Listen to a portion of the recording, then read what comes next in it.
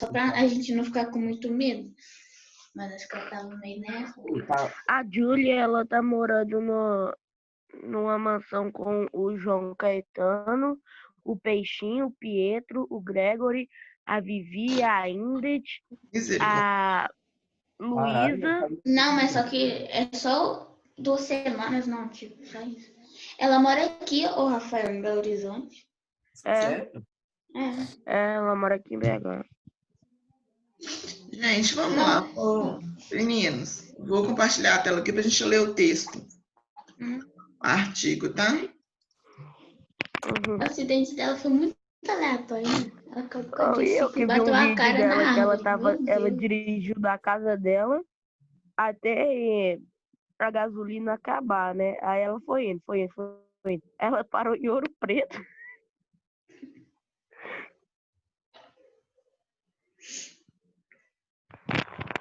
Nossa, o primeiro...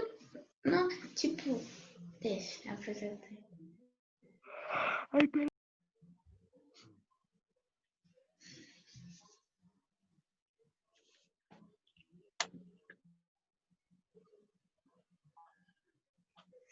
Ah, e ela ganhou seguidor com esse acidente. Só um minutinho, tá? Eu tô voltando. Nani. Mano, mas esse negócio de machucar, de perder, tipo, de morrer, é muito real, mano. Tipo assim, eu vejo direto, eu escuto até hoje. Eu só conheci um cara, vocês devem conhecer hoje, porque ele é famoso, né? O tal de, tipo, Lil Peep, você conhece, não conhece? Quem? Lil Peep, aquele cara que é todo tatuado lá, ó, que morreu. Sei. Eu já falei, não conheço. Ele, tipo assim, ele se matou, mano. Só que aí ele falou, mano, eu fiquei todos esses anos tentando entrar na música e eu só vou entrar depois que eu morrer. Aí ele, tipo, se matou, aí as músicas dele começaram a estourar. Oxi. Parece, Nossa, o corpo parece arrepiou, gente.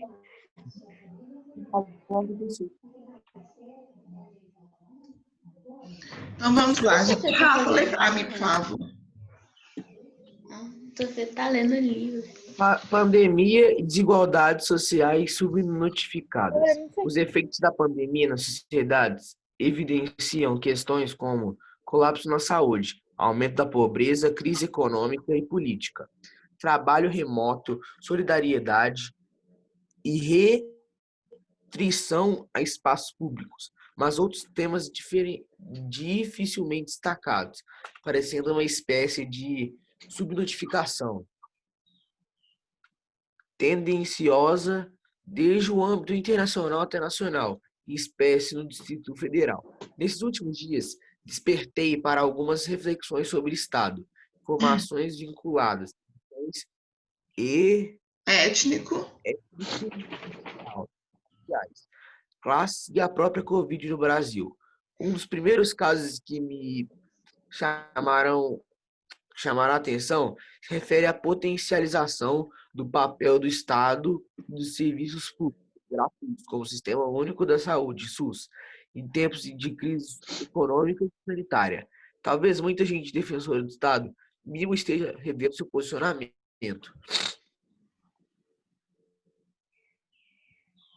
É irônico. É que o poder do parágrafo eu perdi. Aqui, ó. É irônico.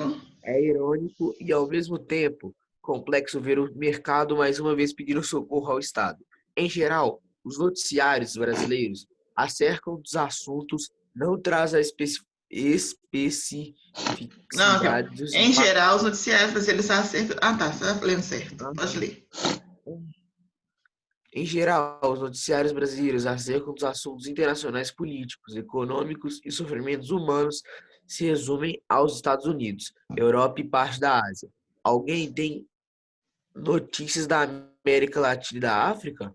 Existe uma seleção tendenciosa de informações a ponto de invisibilizar determinadas realidades sociais, inclusive fora dos grandes centros hegemônicos, como se os problemas de um fossem mais merecedores a ser notificados que de outros. É olhar da grande mídia sobre alguns assuntos não traz as especificidades dos impactos da pandemia em diferentes grupos raciais, étnicos e de classe, se limitando as taxas de contaminação e mortes em áreas urbanas e rurais e por faixa etária, conforme os últimos boletins epidemiológicos sobre o Covid-19 da Secretaria de Saúde do Distrito Federal. Ao acompanhar as notícias e os dados da Secretaria de Saúde do DF, observei a não atuação generalizada do vírus nas áreas de maior renda per capita. A relação entre quantidade de pessoas infectadas e mortas tem certa distância em relação às áreas mais populares. Nas periferias, entre o percentual de pessoas infectadas, a taxa de óbito é proporcionalmente maior. Há uma tendência de atuação desigual Do vírus.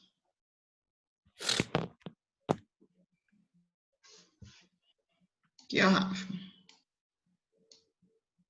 É uma tendência desigual do vírus baseada nas desigualdades sociais. Se levarmos em consideração que a maioria dos brancos mora em áreas mais privilegiadas, como Lago Sul, Plano Piloto e Águas Claras, e os negros nas áreas menos privilegiadas, como periferia em torno do Distrito Federal, é possível deduzir que a letalidade da Covid índice mais sobre negros e pobres. Apesar de o vírus não estabelecer critérios de pessoas a serem infectadas, as dinâmicas das desigualdades sociais podem atribuir um comportamento social ao invés do vírus. Daí a diferença de pessoas contaminadas e mortas conforme os critérios da renda, com raça e localidade. As falsas contradições entre economia, saúde e dinheiro e pessoas estão no centro do debate público do Brasil e no mundo, enquanto a OMS e os profissionais de saúde recomendam medidas de contenção do vírus para preservar vidas. O governo do Bolsonaro quer o controle da situação em prol da economia. Controle é sinônimo de gerenciamento. O discurso da presidência é que a economia não pode parar.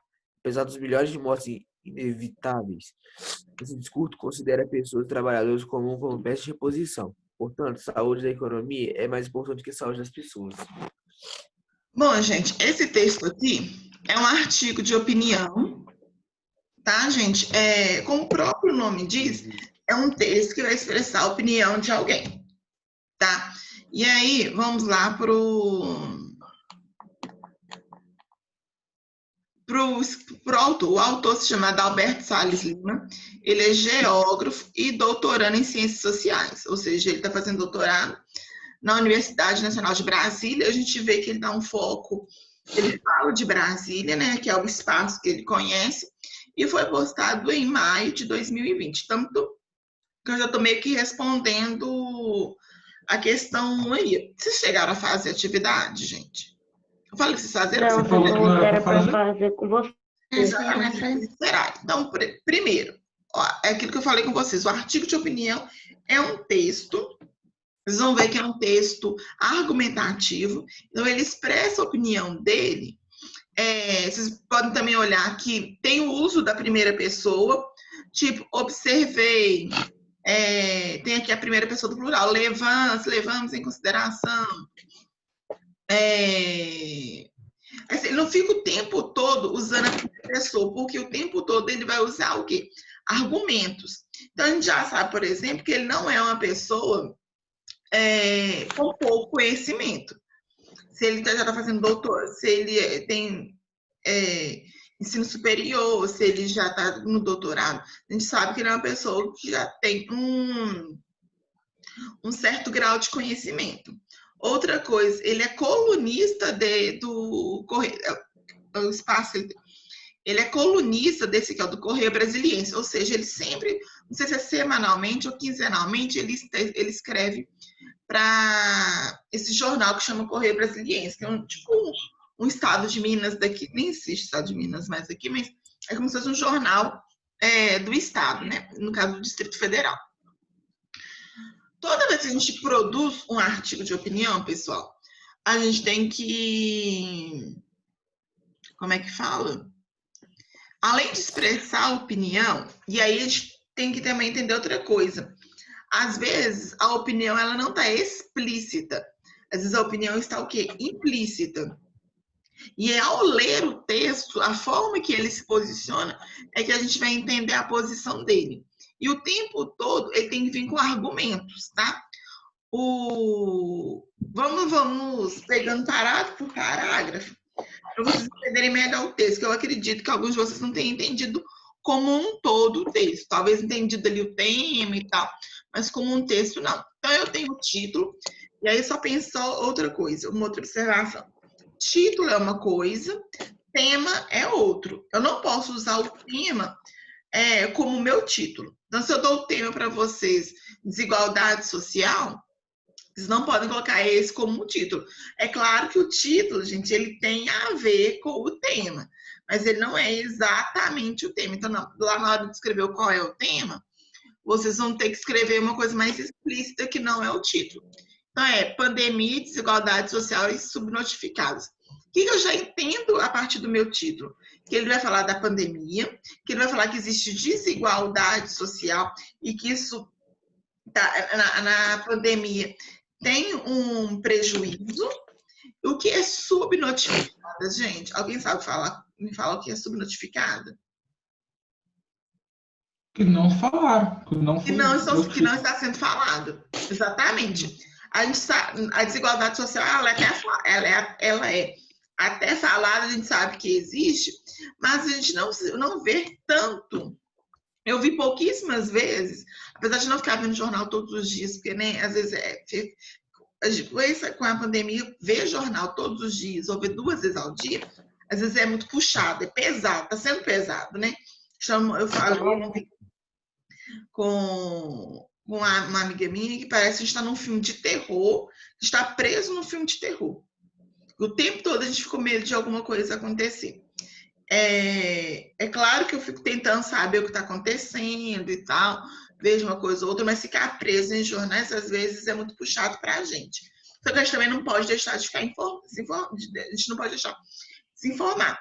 Mas falar de desigualdade social em tempos de pandemia e o que não está sendo exatamente falado, porque isso traz uma consequência. Ontem eu vi nas redes sociais, por exemplo, que o bairro Buritis é um dos lugares que mais tem casos de Covid no Brasil. Só que o Buritis é um bairro de classe média alta. Mas o maior número de mortes não está nos moradores do Buritis, está num bairro da periferia. Então, não é muito tratada essa questão da desigualdade, que ao mesmo tempo teria que ser uma coisa óbvia. O vírus, ele não escolhe raça, ele não escolhe cor, ele não escolhe tamanho, ele não escolhe quem ele vai pegar. Porém, o acesso à saúde, a um tratamento melhor, isso sim é diferenciado. Então, aí mora o problema. Só que ele não começa exatamente com o assunto, apesar de que, quando vocês começarem a produzir, eu vou aconselhar vocês já começarem a falar do assunto, porque o texto de vocês será menor do que o dele, tá? Mas vamos lá. Os efeitos da pandemia nas sociedades evidenciam questões como colapso na saúde, aumento da pobreza, crise econômica, política, trabalho morto, solidariedade e restrição de espaços públicos. Na verdade, eu já começo falando os efeitos da pandemia que está acontecendo na sociedade. Quais são os efeitos? Ele falou colapso na saúde, a gente já está vendo em hospitais. No Brasil, em relação ao Brasil, a gente está vendo já hospitais que não conseguem acessar pessoas. A gente sabe que tem, por exemplo, o município que eu moro, que é Ribeirão das Neves, ele não tem 10 respiradores, ou seja, se alguém passar mal, tem que levar para Belo Horizonte. Se a pessoa estiver, tipo assim, muito mal, né, precisando de respirador, tem que levar para Belo Horizonte. E aí o lugar mais perto é o Risoleta Neves, né, que é o mesmo caso para vocês. O Risoleta Neves também já está em excesso. Então, a gente está vivendo esse problema de colapso na saúde que não está afetando as pessoas de classe média alta, né? aumento da pobreza, ou seja, a questão da desigualdade social ela vai aumentar, porque as pessoas estão perdendo emprego, as pessoas, os comerciantes, não só os pequenos, até alguns os grandes comerciantes, eles estão perdendo dinheiro, né? O negócio é esse, as pessoas estão perdendo dinheiro. Quem tem muito dinheiro ainda consegue segurar a onda. Quem, por exemplo, dono de uma padaria. Dono da padaria, claro que depende da padaria, né, gente? Mas o dono de uma padaria de bairro, ele não é rico, ele tem o comércio dele, aquele ali é o sustento da família dele. Se bem que a padaria ela não tá fechada. Mas por acaso, se a padaria tivesse que fechar, aquela pessoa ia passar necessidade, ela ia ter um problema, porque dali é o dinheiro dela. Agora, o grande empresário, ele está com problema, a gente vê grandes marcas aí fechando, mas ela fecha para não falir. Na verdade, ela decreta falência, mas ela fecha para poder segurar o dinheiro que ela tem.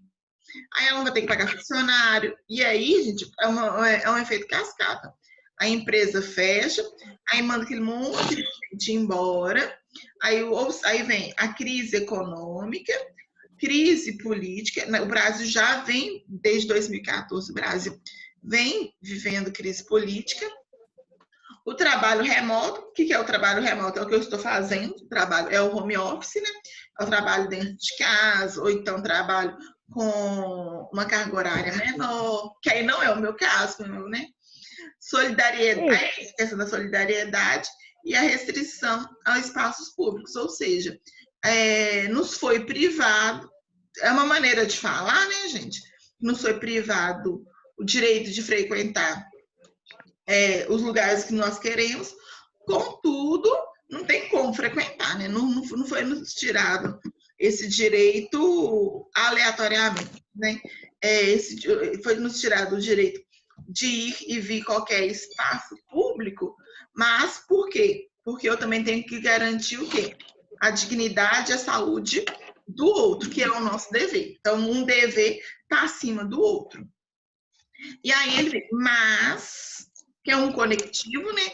Aí a gente vai começar também a falar dos conectivos, que vai amarrar as ideias, mas há outros temas dificilmente destacados, parecendo uma espécie de subnotificação tendenciosa. Ou seja, isso aqui, gente, colapso, aumento da pobreza, crise econômica, trabalho remoto, são coisas que estão sendo faladas o tempo todo e está sendo mostrada.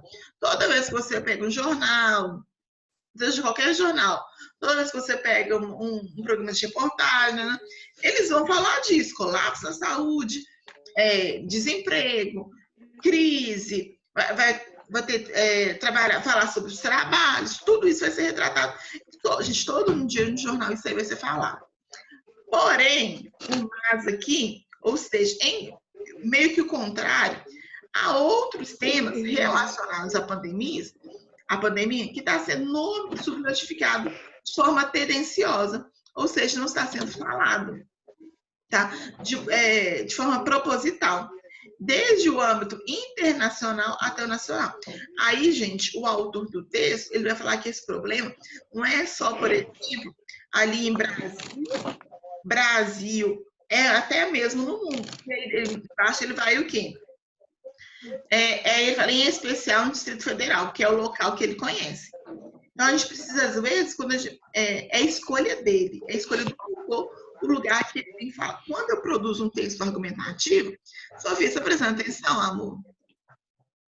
Porque daqui a pouco você não tem que produzir texto, gente.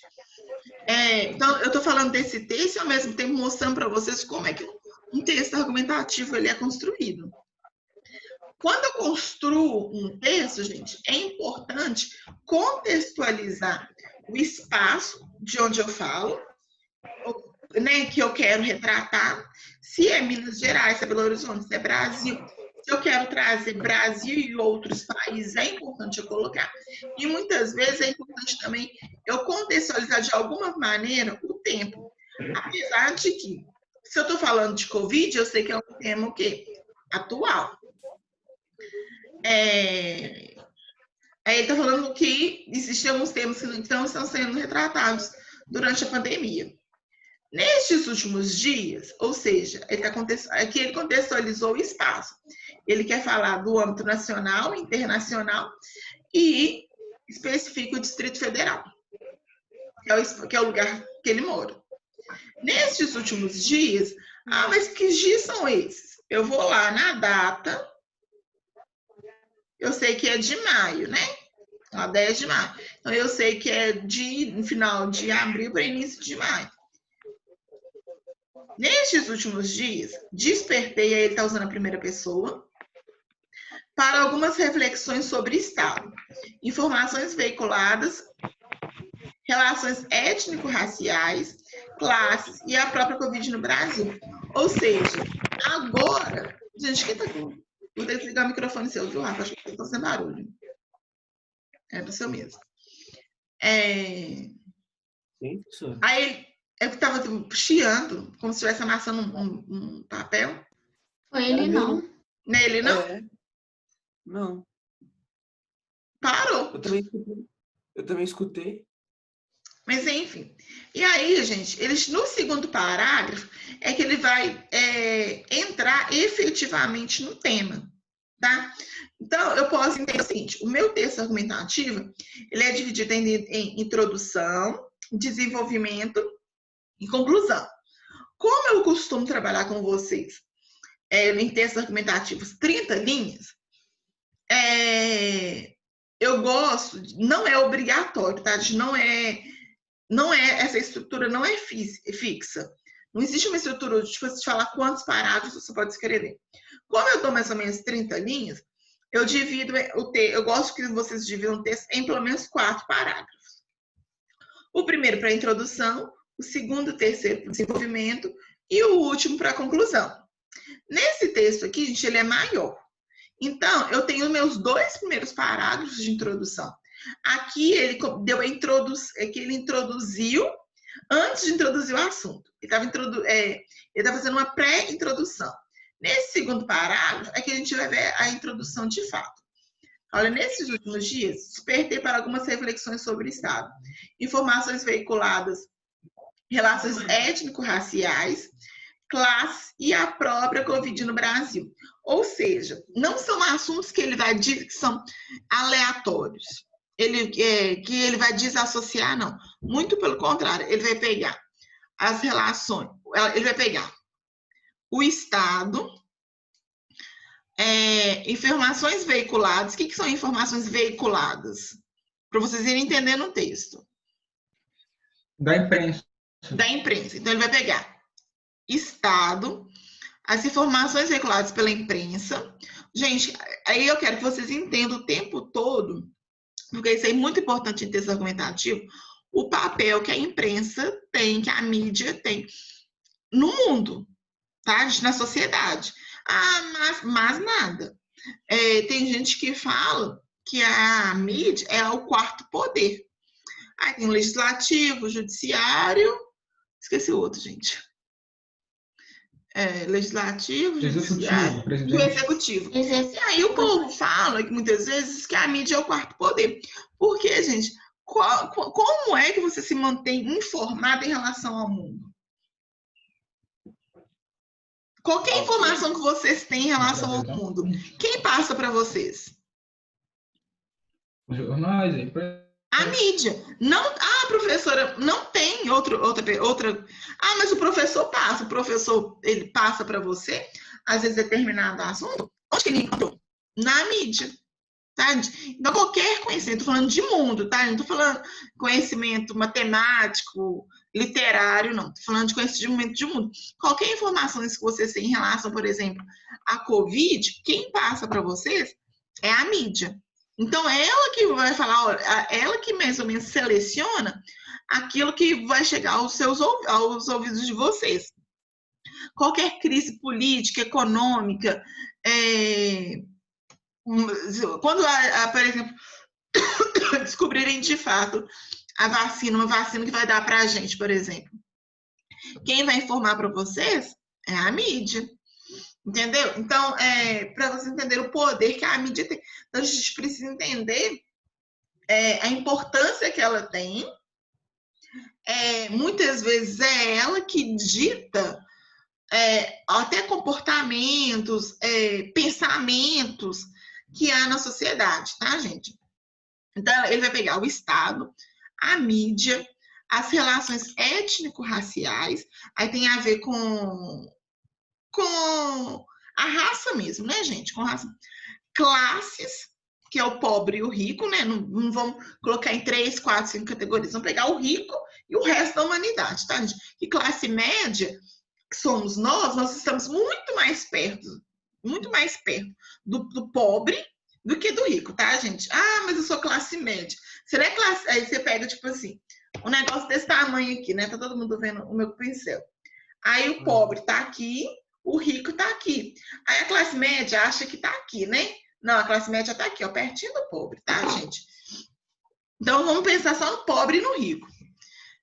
E a própria Covid no Brasil. Ou seja, ele vai pegar tudo isso e colocar no mesmo saco. Ele vai o quê? Relacionar isso aqui durante seu texto. Ele não vai falar do Estado separado, da questão racial no outro lado, claro, e separar não. Porque tudo, a Covid, ele engloba tudo isso aqui.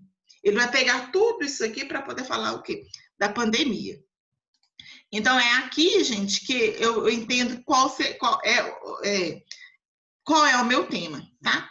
Um dos primeiros casos que me chamaram a atenção, aí usando a primeira pessoa, né? A atenção se refere à potencialização do papel do Estado e dos serviços públicos gratuitos, como o Sistema Único de Saúde. Ou seja, uma das primeiras coisas que chama atenção para esse autor é o poder que o SUS tem. Se não fosse o SUS, como é que nós estaríamos? Porque toda vez que se fala de SUS, o que vocês pensam, gente? Abra a boca para poder falar. Bagulho que, tipo assim, não tem estrutura nenhuma, não ajuda nenhuma, tipo, às vezes ajuda poucas pessoas em questão, assim, escolhe, sabe? Acho que Toda vez que a gente ouve falar de SUS, a gente ouve Assim, falar tá salvando muito muita mal. gente. Oi? Mesmo assim, mesmo com toda dificuldade, tá salvando muita gente. O maior problema, gente, é que realmente o SUS ele é precário. Ele é um serviço que ele não é perfeito. Mas, se não fosse o SUS, o que seria da gente? Sobretudo nessa pandemia. Tá igual tá nos Estados Unidos, tendo conta depois, devendo 1 milhão. E aí, tem uma outra situação, que eu não sei se vocês sabem. Em outros países não existe SUS. As pessoas precisam pagar um seguro, que é o tipo nosso plano de saúde. As pessoas têm que pagar tipo um seguro. E se você não paga um seguro, gente, você não é atendido. Tá? Simplesmente você não é atendido. Então, aí é muito parecido com o nosso plano de saúde. Aí tem plano de saúde que não atende certas situações, que não cobre cirurgias, que não cobre um monte de coisa. Qualquer filme americano que você... tem vários filmes americanos que retratam isso. Da mesma forma, a questão da universidade pública. Existem muitas bolsas nos Estados Unidos, por exemplo, mas a quantidade de universidades públicas que nós temos aqui, não tem. E assim, universidade, por exemplo, vou falar nos Estados Unidos, que a gente vê muito em filme. Os pais, eles já fazem, tipo, se o menino nasceu, o pai já começa a fazer uma poupança para poder pagar a faculdade do menino. Porque é paga e é caro. Ou então, gente, às vezes você vê a pessoa, não, fulano formou em Harvard. Vai passar o resto da vida dele pagando o crédito estudantil. Porque é caro, não é barato. Aí, por exemplo, quando o menino é pobre, por exemplo, mas é ótimo em esporte, ele consegue uma bolsa. Tem essas bolsas, tá, gente? Sobretudo, eles investem muito em esporte.